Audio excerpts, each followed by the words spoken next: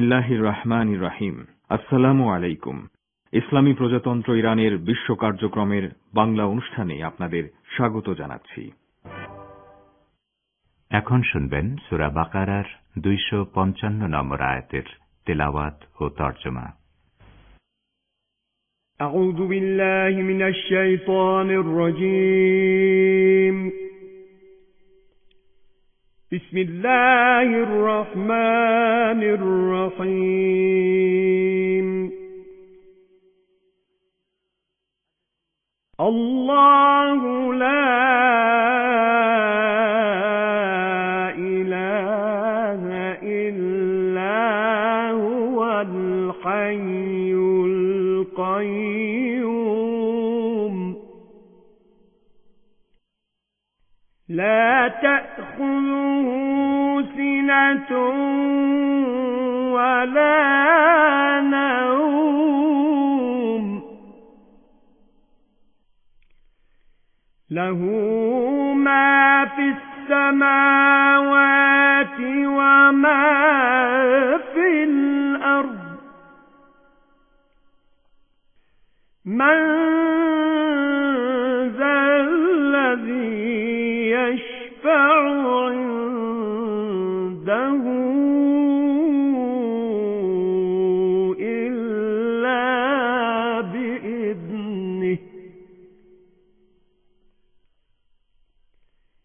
يعلم ما بين أيديهم وما خلفهم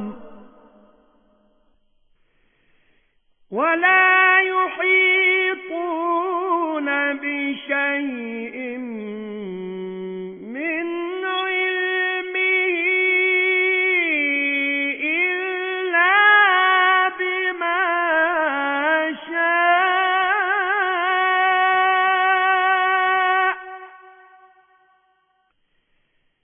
وسع كرسيه السماوات والأرض ولا يؤوده حفظهما وهو العلي العظيم صدق الله العلي العظيم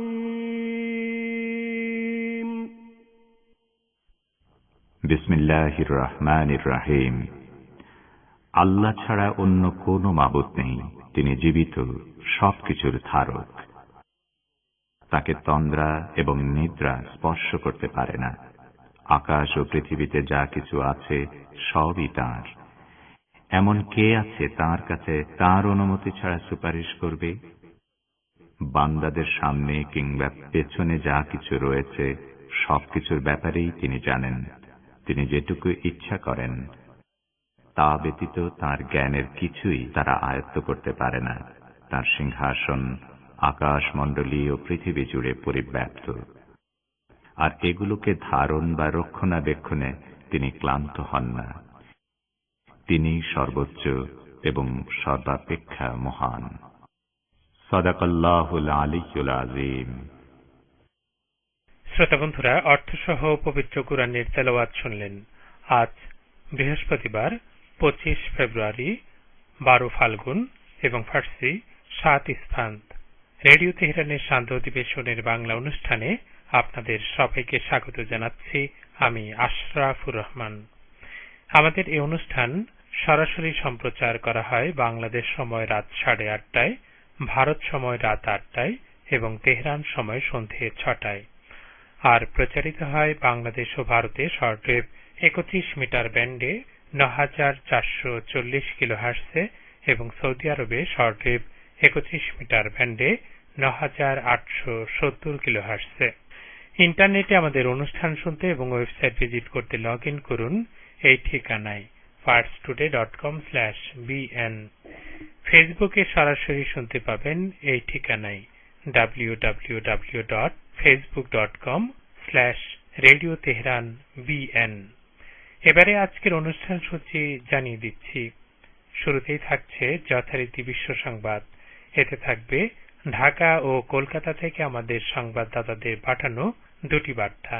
এরপর সংবাদ ভাষ্যের অনুষ্ঠান দৃষ্টিপাতে শুনবেন সন্ত্রাসবাদকে বিশ্বের একমাত্র এবং সবচেয়ে বিপজ্জনক হুমকি হিসেবে অভিহিত করে রুশ প্রেসিডেন্ট ভ্লাদিমির পুতিন যে বক্তব্য দিয়েছেন সে সম্পর্কে আমাদের ভাষ্যকারের একটি পর্যালোচনা এবং বাংলাদেশের ৩০টি ক্ষুদ্র নৃগোষ্ঠী মাতৃভাষায় শিক্ষা গ্রহণের অধিকার থেকে বঞ্চিত বলে যে অভিযোগ উঠেছে সে সম্পর্কে আমাদের বিশেষ প্রতিনিধি আব্দুর রহমান খানের পাঠানো প্রতিবেদন। দৃষ্টিপাতের পর থাকবে আমিরুল মোমিনিন হযরত আলী আলাইহিস সালামের শুভ জন্মদিন উপলক্ষে একটি বিশেষ অনুষ্ঠান। আর প্রান্তিক আয়োজনে থাকবে পত্রপত্রিকার পাতার অনুষ্ঠান কথাবার্তা। সবশেষে সংক্ষিপ্ত সংবাদ। তবে সবকিছুর আগে এখনকার মতো সর্বশেষ বিশ্ব সংবাদ।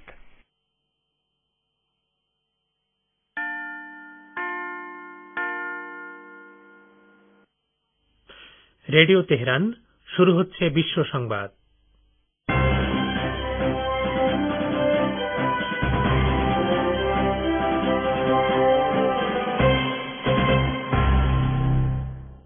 সংবাদ শিরোনাম।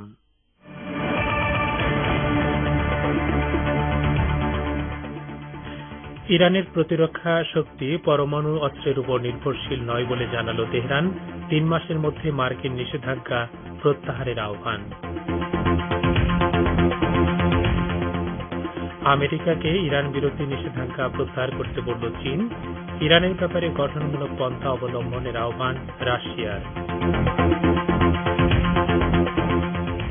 বাংলাদেশের জাতীয় বিশ্ববিদ্যালয়ের স্থগিত সব পরীক্ষার সময়সূচি ঘোষণা। পিলখানা হত্যাকাণ্ডের ১ যুগ পূর্তিতে রাষ্ট্রীয় অনুষ্ঠান পালন।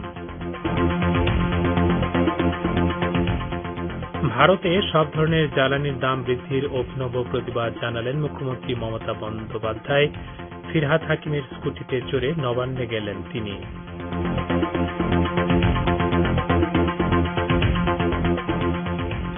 আসসালামু আলাইকুম। এতক্ষণ বিশ্ব সংবাদের গুরুত্বপূর্ণ শিরোনামগুলো শুনলেন। এবারে বিস্তারিত। পরিবেশনায় রয়েছে আমি আশরাফুর রহমান। ইরানের সর্বোচ্চ নেতার সামরিক উপদেষ্টা ব্রিগেডিয়ার জেনারেল হোসেন দেহকান বলেছেন, তাঁর দেশের প্রতিরক্ষা শক্তি কখনোই পরমাণু অস্ত্রের উপর নির্ভরশীল ছিল না এবং ভবিষ্যতেও থাকবে না। পরমাণু অস্ত্রকে নিষিদ্ধ করে সর্বোচ্চ নেতা যে ফতোয়া দিয়েছেন সে কথা উল্লেখ করে তিনি এ মন্তব্য করেছেন। জেনারেল দেহকান ফরাসি নিউজ চ্যানেল ফ্রান্স 24-কে দেয়া এক সাক্ষাৎকারে আরো বলেছেন, ইরান সবসময় আন্তর্জাতিক পরমাণু শক্তি সংস্থা বা IAEA কে সহযোগিতা করেছে এবং পৃথিবীর হাতে গোনা যে কয়েকটি দেশ এনপিটি চুক্তিতে সই করেছে ইরান সেগুলোর অন্যতম। তিনি বলেন, আমরা কখনোই পরমাণু অস্ত্র তৈরির চেষ্টা করিনি এবং ভবিষ্যতেও করব না। ইরানের সাবেক প্রতিরক্ষা মন্ত্রী দেহকান আরো বলেন, সর্বোচ্চ নেতার ফতোয়া অনুযায়ী পরমাণু অস্ত্র তৈরি, সংরক্ষণ এবং ব্যবহারকে হারাম বা নিষিদ্ধ বলে মনে করে তেহরান। অন্যদিকে সারা পৃথিবী জানে যে দেশটি পরমাণু অস্ত্র তৈরি, সংরক্ষণ এবং মানব হত্যার কাজে এই অস্ত্র ব্যবহার করেছে সেটি হচ্ছে আমেরিকা। ইরান বলেছে, পরমাণু সমঝোতায় আমেরিকার ফিরে আসার জন্য নতুন করে কোনো আলোচনার প্রয়োজন নেই, বরং ওয়াশিংটন এই সমঝোতায় নিজের দেয়া প্রতিশ্রুতি বাস্তবায়ন করলেই তার ফিরে আসার পথ সুগম হবে। জাতিসংঘে নিযুক্ত ইরানের স্থায়ী প্রতিনিধি মাজিদ তাকতে রাভাঞ্চি বুধবার রাতে আল জাজিরা টেলিভিশনকে দেয়া এক সাক্ষাৎকারে এ মন্তব্য করেন। তিনি বলেন, আগামী ৩ মাসের মধ্যে তেহরানের উপর আরোপিত সব নিষেধাজ্ঞা প্রত্যাহার করতে হবে, আর আমেরিকা তা করলেই ইরান নিজের প্রতিশ্রুতি বাস্তবায়নে পুরোপুরি ফিরে যাবে। সংসদে পাশ হওয়া আইন অনুযায়ী ইরান সম্প্রতি এনপিটি চুক্তির সম্পূরক প্রটোকল বাস্তবায়ন স্থগিত করে দিয়েছে। এর ফলে এখন থেকে আর IAEA এর বিশেষজ্ঞরা পূর্ব ঘোষণা ছাড়া ইরানের পরমাণু স্থাপনাগুলো পরিদর্শন করতে পারবে না। তবে ওই সংস্থার প্রধান রাফায়েল গ্রোসির সাম্প্রতিক তেহরান সফরে অর্জিত সমঝোতা অনুযায়ী IAEA এর বিশেষজ্ঞরা আগামী ৩ মাস আগে থেকে ঘোষণা দিয়ে ইরান সফরে আসতে পারবেন। 2015 সালে সই হওয়া পরমাণু সমঝোতা নিয়ে ইরান এবং পশ্চিমা দেশগুলোর মধ্যে সৃষ্ট অচলাবস্থা যখন মারাত্মক পর্যায়ে পৌঁছেছে, তখন তেহরানের উপর থেকে আমেরিকার একতরফা ও অবৈধ নিষেধাজ্ঞা প্রত্যাহারের জন্য ওয়াশিংটনের প্রতি আহ্বান জানিয়েছে চীন। বুধবার নিয়মিত সংবাদ ব্রিফিংয়ে চীনা পররাষ্ট্র মন্ত্রণালয়ের মুখপাত্র ওয়াং ওয়েনবিন এ আহ্বান জানান। তিনি বলেন, পরমাণু সমঝোতা নিয়ে বর্তমানে যে পরিস্থিতি তৈরি হয়েছে তা একটি ক্রিটিক্যাল পর্যায়ে পৌঁছেছে। বিদ্যমান এ অচল অবস্থা নিরসন করতে হলে আমেরিকাকে পরমাণু সমঝোতা বাস্তবায়নের সহযোগিতার ধারায় ফিরতে হবে।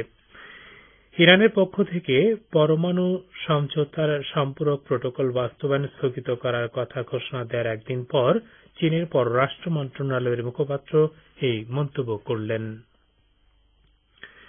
রাশিয়ার পররাষ্ট্রমন্ত্রী সের্গেই ল্যাভরভ ইরানের পরমাণু কর্মসূচি নিয়ে সৃষ্ট সমস্যা সমাধানের জন্য গঠনমূলক পন্থা অবলম্বন করতে আমেরিকার প্রতি আহ্বান জানিয়েছেন। ল্যাভরভ বুধবার জেনেভায় অনুষ্ঠিত পরমাণু নিরস্ত্রীকরণ বিষয়ক এক সম্মেলনে দেয়া ভার্চুয়াল বক্তব্যে এই আহ্বান জানান। ইরানের পরমাণু কর্মসূচিকে শান্তিপূর্ণ আখ্যায়িত করে রুশ পররাষ্ট্রমন্ত্রী বলেন, তেহরান পরমাণু সমঝোতা পুরোপুরি মেনে চলেছে। ল্যাভরভ বলেন, আমেরিকার নয়া প্রশাসন পরমাণু সমঝোতাকে পুনরুজ্জীবিত করার জন্য চেষ্টা জোরদার করবে বলে আমরা আশা করি। জো বাইডেনের নেতৃত্বাধীন নয়া মার্কিন প্রশাসন একথা স্বীকার করেছে যে ইরানের ব্যাপারে সাবেক ডোনাল্ড ট্রাম্প প্রশাসনের নীতি ব্যর্থ হয়েছে। সাবেক মার্কিন প্রেসিডেন্ট ট্রাম্প পরমাণু সমঝোতা থেকে বেরিয়ে যাওয়ার কারণে আমেরিকা একঘরে হয়ে পড়েছিল বলে স্বীকার করে এই সমঝোতায় ফিরে আসার আগ্রহ প্রকাশ করেছে বাইডেন প্রশাসন। কিন্তু প্রেসিডেন্ট বাইডেন এ ব্যাপারে ইরানের কাছ থেকে অতিরিক্ত ছাড় আদায়ের চেষ্টা করার কারণে এ সংক্রান্ত অচল অবস্থার অবসান হচ্ছে না। আপনারা বিশ্ব সংবাদ শুনছেন রেডিও তেহরান থেকে, আর প্রচারিত হচ্ছে শর্টওয়েভ 31 মিটার ব্যান্ডে। শিক্ষার্থীদের আন্দোলনের মুখে বাংলাদেশের জাতীয় বিশ্ববিদ্যালয় কর্তৃপক্ষ স্থগিত হওয়া সব পরীক্ষার নতুন সময়সূচি ঘোষণা করেছে। আজ দুপুরে জাতীয় বিশ্ববিদ্যালয়ের এক সংবাদ বিজ্ঞপ্তিতে এ ঘোষণা দেওয়া হয়েছে। এ সম্পর্কে বিস্তারিত জানাচ্ছেন ঢাকা থেকে আমাদের বিশেষ প্রতিনিধি আব্দুর রহমান খান। শিক্ষার্থীদের আন্দোলনের মুখে জাতীয় বিশ্ববিদ্যালয় কর্তৃপক্ষ স্থগিত সকল পরীক্ষার নতুন সময়সূচি ঘোষণা করেছে। সংশোধিত সময়সূচি অনুযায়ী আগামী 24 মে থেকে পরীক্ষা শুরু হবে। এছাড়া 2020-21 শিক্ষাবর্ষের প্রথম বর্ষের ভর্তি কার্যক্রম শুরু হবে 8 জুন থেকে।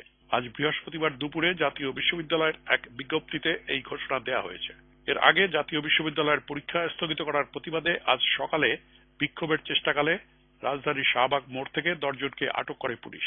পরে তাদের ছেড়ে দেওয়া হয়। একইভাবে আজ সকালে নীলক্ষেতে সড়ক অবরোধ করেন কলেজ অফ হোম ইকোনমিক্সের শিক্ষার্থীরা। এতে নিউ মার্কেট আজিমপুর রুটে যান চলাচল বন্ধ হয়ে থাকে।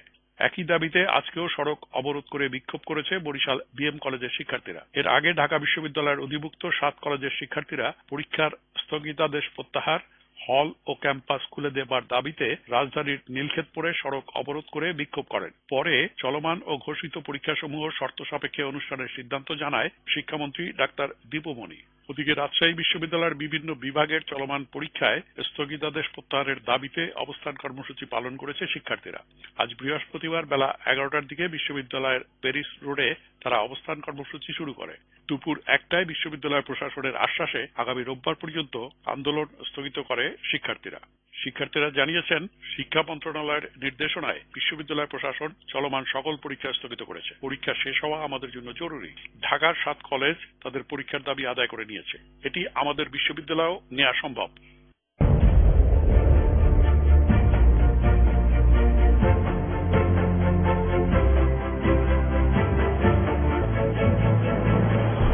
রেডিও তেহরান, খবরের সঙ্গে 24 ঘন্টা।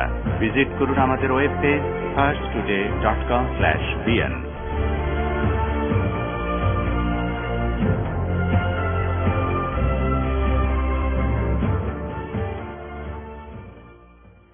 ফিরে আসছি আবারও বিশ্ব সংবাদে।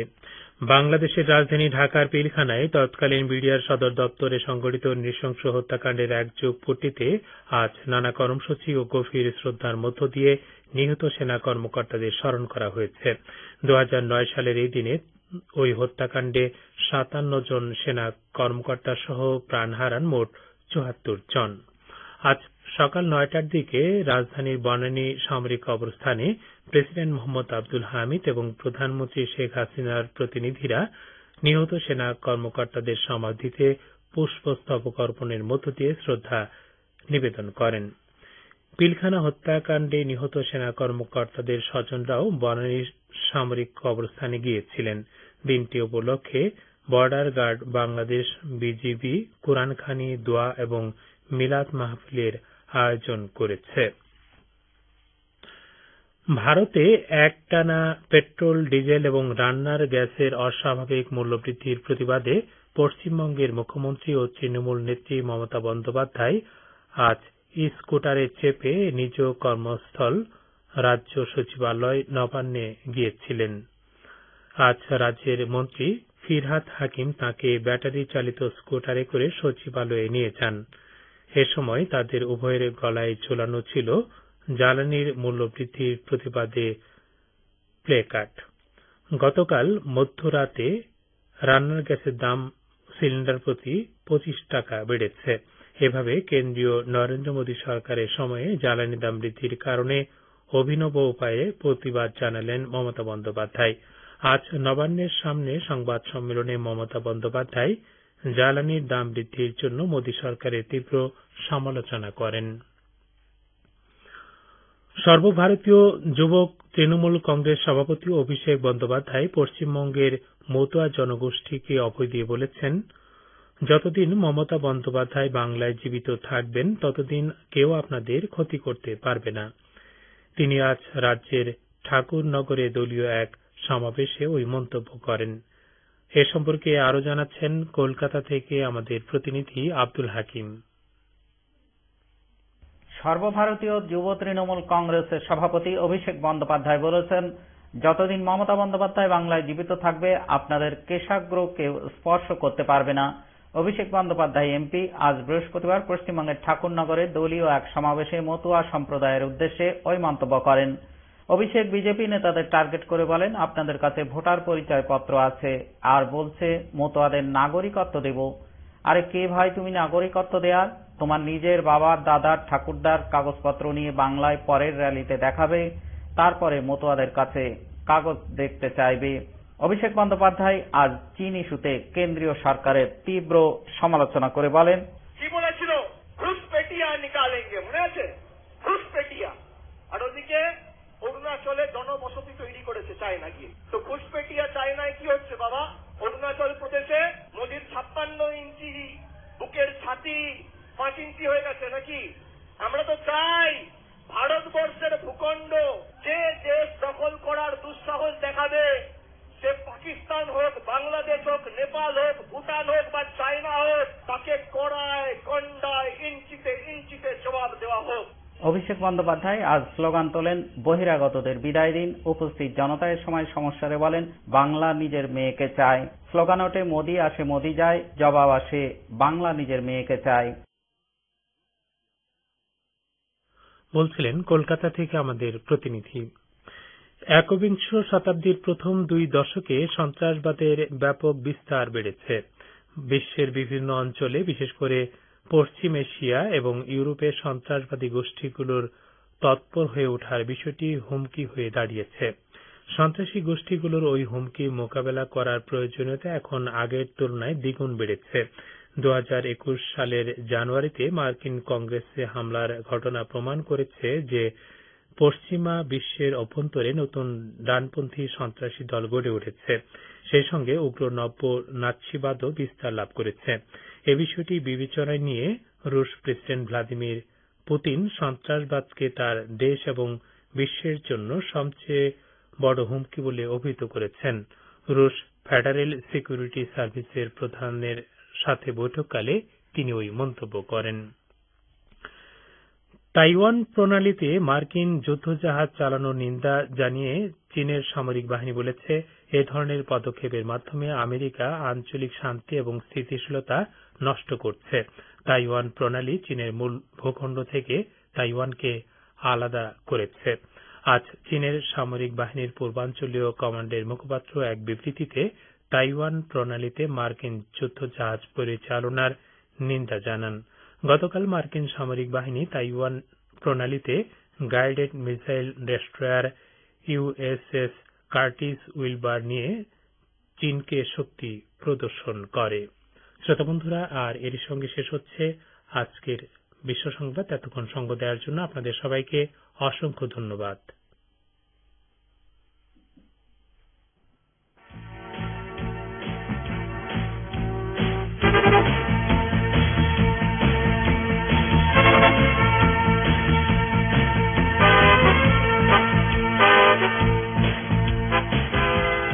বিশ্ব সংবাদ শুনলেন রেডিও তেহরান থেকে।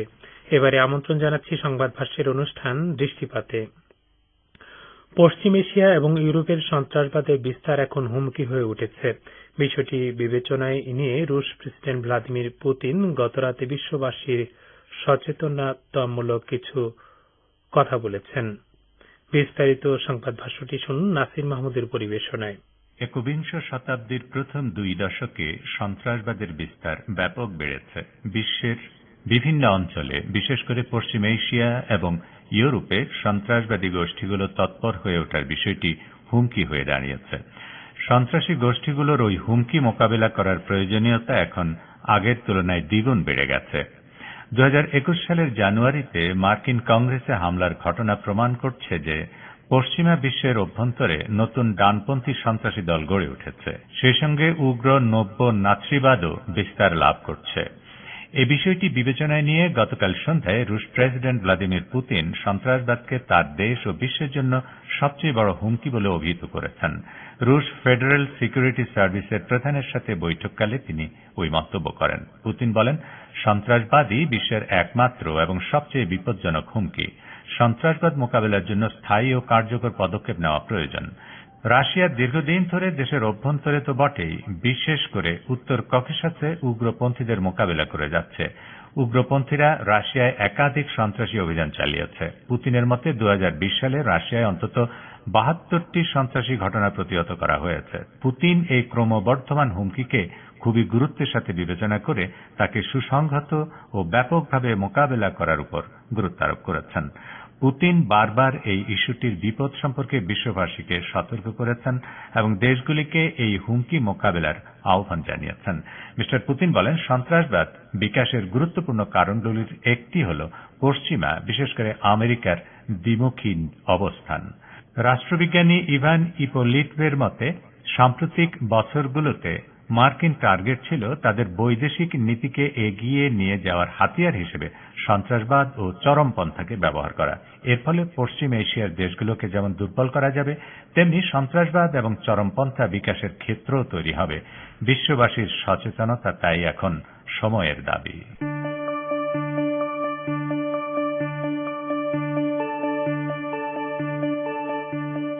আপনারা রেডিও তেহরানের অনুষ্ঠান শুনছেন সরাসরি তেহরান স্টুডিও থেকে।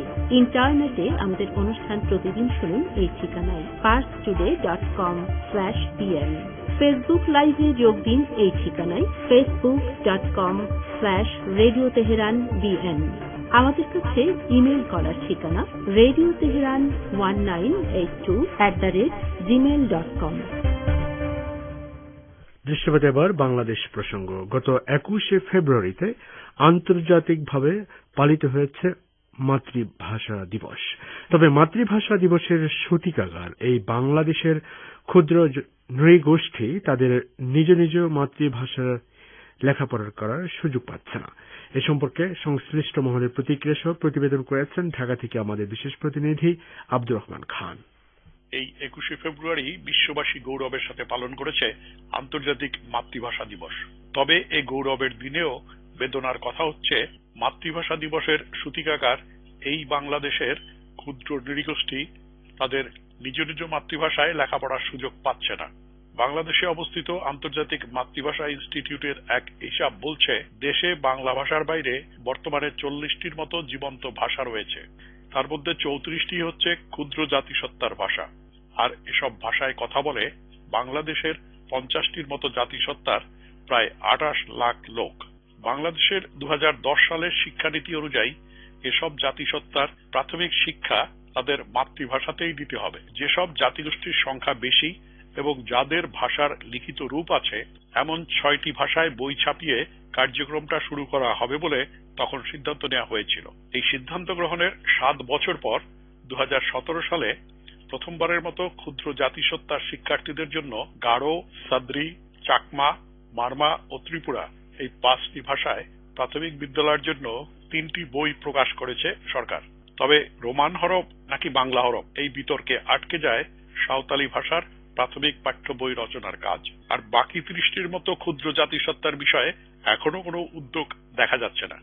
সাঁওতাল জনগোষ্ঠীর জন্য লিখিত বর্ণমালা নিয়ে বিতর্ক প্রসঙ্গে বাংলাদেশ সাঁওতাল কাউন্সিলের চেয়ারম্যান এসসি আলবার্ট সরেন রেডিও তেহরানকে বলেছেন, অহেতুক বিতর্কের নামে তাদের সাঁওতালি ভাষায় পাঠ্যপুস্তক রচনার কাজ বিলম্বিত করা হচ্ছে। সাঁওতালি ভাষায় পড়ালেখা হয় 1902 সাল থেকে।